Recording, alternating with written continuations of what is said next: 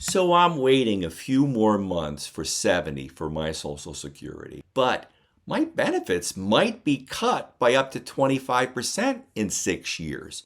Did I make a mistake in waiting? In this week's video, I will explore Boldin and Open Social Security and how they portray this looming cut in benefits. Stay to the end and I'll show you an amazing strategy that may help cope. To recap, my benefits are going to start in December. I'll probably get the first check in January of 2027. So my wife filed for her benefits in December, and she currently gets her benefits based on her own earnings. And then when I file at 70, she will get her spousal benefits. I filed for 70 to maximize the survivor benefit for when I'm gone. She filed early last year, and when I kick in and get my benefits, we'll have a nice chunk of change starting in 2027. But unless Congress acts to protect the trust funds, the current law calls for all benefits to be cut across the board in 2033. Now, a number of media reports on this 2026 Trustees report highlight that the programs would only be able to pay 78% of the benefits after the trust funds are depleted. But that is the base case, and it could actually get much worse as the unpaid benefits climb in future years. So here is a Committee for a Responsible Federal Budget and their analysis of the 2026 Social Security Trustees report. And I'll put a link to this and some other articles on the cut in the notes below. But here is the important chart I want to take you to.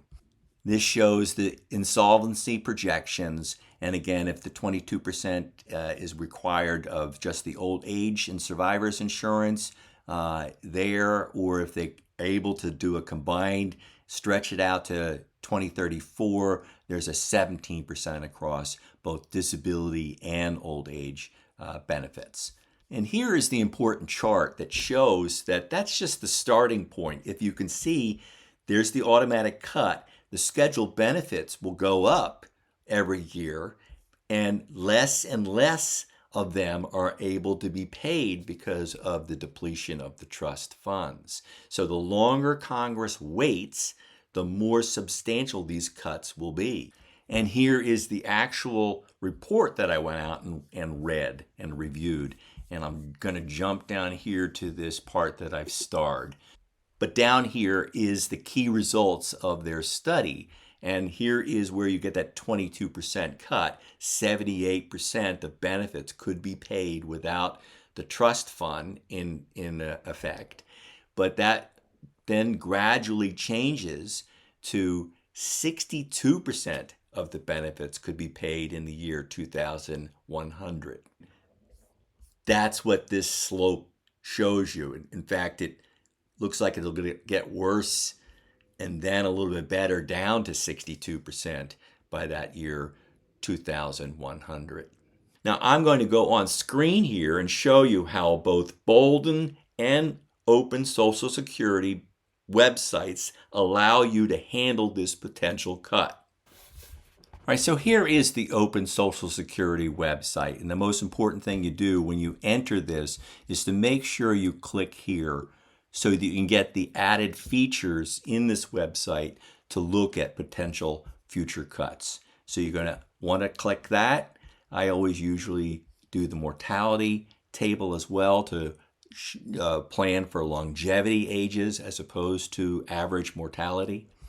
And I've already entered in somebody who's close to me in this model couple with a PIA of 3,000 back in when he was 66. He's waiting for 70, and I'm using the assumed age of at death of 90, and the female PIA of 1,000, already taking benefits, and she started in December of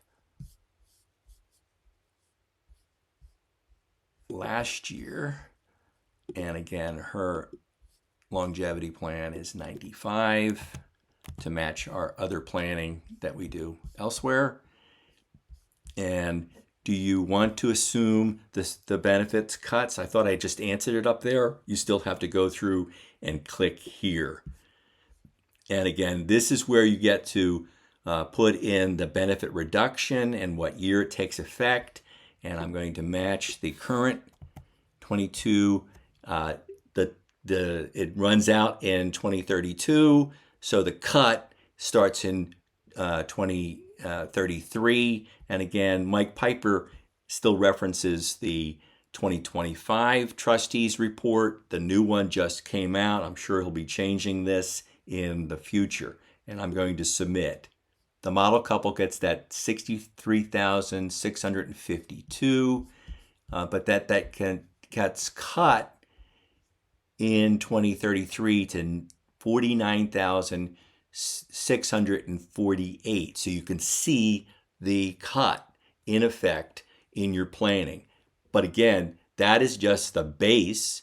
It could actually get worse in future years. Here's that model couple in a Boldin plan. And again, this is a basic plan. This is not Planner Plus.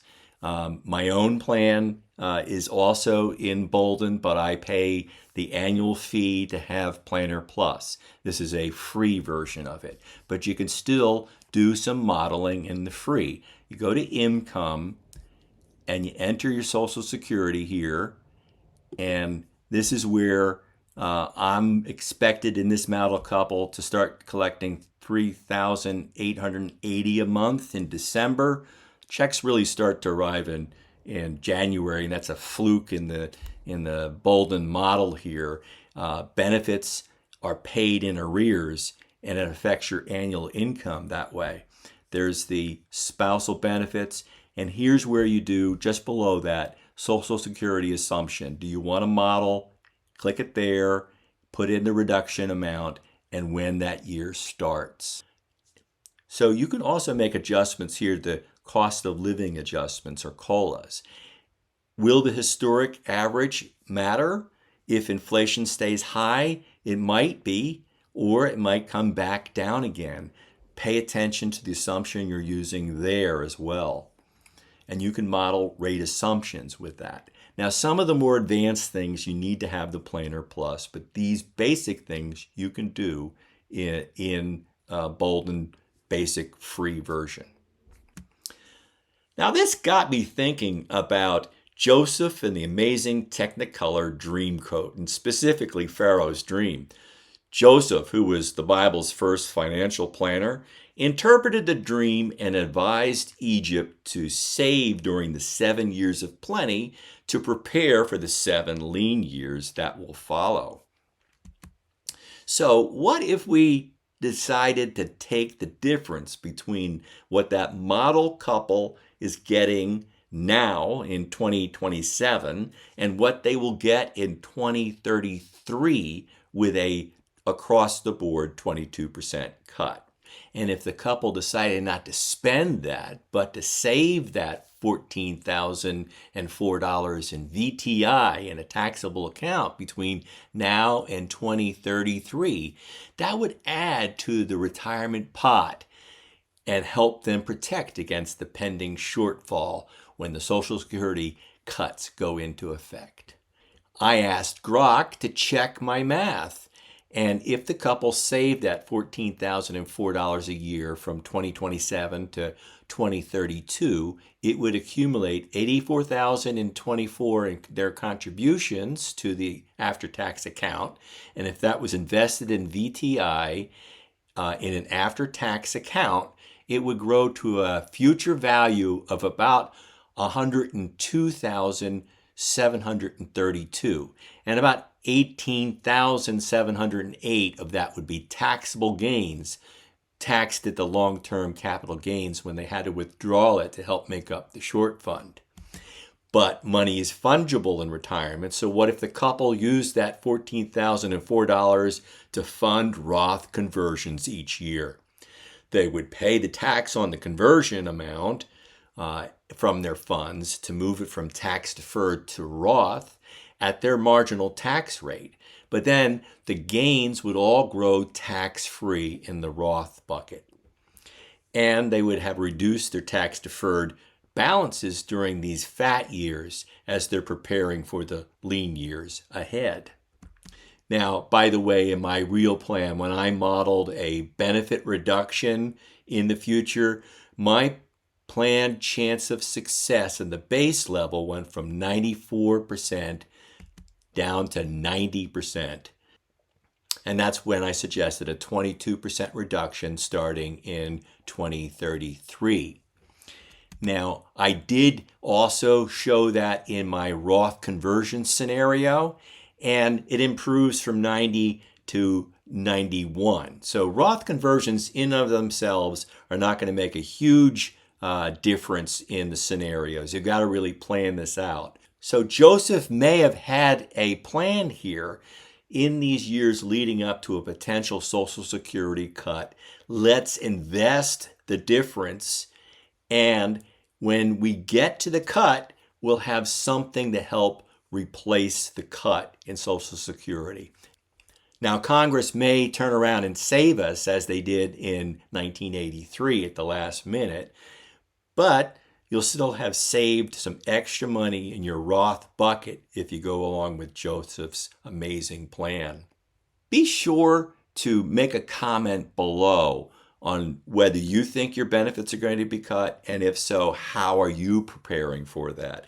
Do you have an amazing strategy like I do? Comment below. Hey, and be sure to like, share, and subscribe to this channel if you like ideas from a DIY retiree. I'll close with my standard warning. I am not a professional. I have no initials after my name, so always take this as entertaining ideas from one educated DIY retiree to another. Always do your own due diligence and seek out a professional if you need one.